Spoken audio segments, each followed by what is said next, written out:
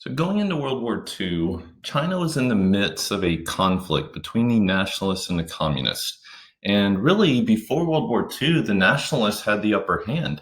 And it was expected that they would win this conflict and kind of unify China under their control. However, many things changed during World War II. The communists and nationalists temporarily had to work together during World War II to hold off the Japanese invasion.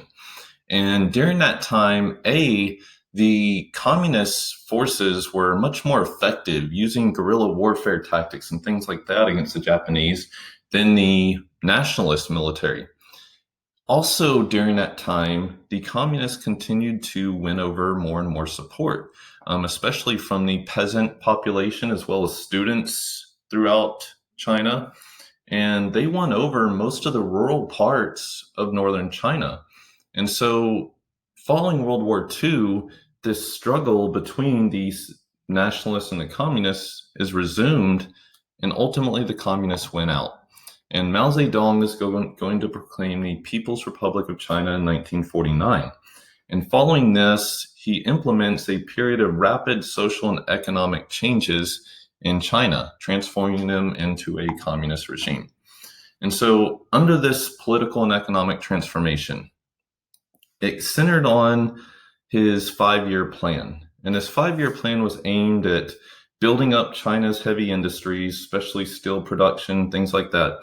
And then when it came to farming, it included ideas for massive land redistribution to the peasants. And they took land from these large landowners and redistributed it to the peasants. And as many as 3 million of these large landowners were executed, not wanting to give up their territory.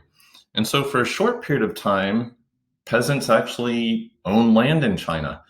This lasted for about 3 years, but then Mao Zedong is going to shift more towards a collectivization policy. And so under this idea of collectivization, now the government seized up most of that farmland, and the peasants no longer owned it themselves. And instead, peasants were assigned to work on these large collective farms.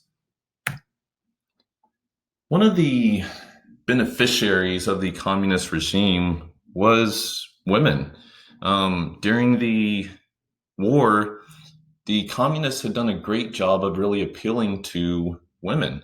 And once the communists took over, they actually implemented some reforms to help women.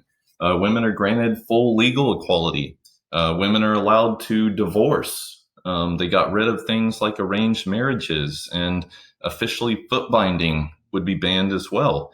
We see increases in women's education as well as new job opportunities for women. And women were even allowed to serve in kind of low level and even mid-level positions in the bureaucracy. And so overall, women kind of benefited from the communist regime. One of the downsides when it came to changes for women, though, was not only were women allowed to work outside of the home, but women were basically expected to work outside of the home. And so this left many women having to not only tend to their domestic roles at home, taking care of the home and raising children and all of that, but also balancing that with working outside of the home. So what's left of the nationalists, they are going to flee to Taiwan under Chiang Kai-shek. And the communists were unable to follow them to Taiwan because they basically didn't have a navy to attack Taiwan. And so the nationalists flee there, and they're going to kind of take control of Taiwan. And the United States is going to step in and kind of aid the nationalists in Taiwan. And Taiwan was actually pretty successful at industrializing and modernizing, and they become a major trading nation in the globe within a couple short decades of World War II. Another region that kind of remained outside of China's control would be Hong Kong.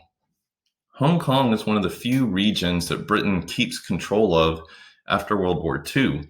And so Hong Kong remained under British control, and they were kind of this small island of democracy and capitalism. And it wasn't until 1997 that Hong Kong was officially returned to China. And that caused issues as far as how to reincorporate this region that was used to democracy and capitalism into this communist regime.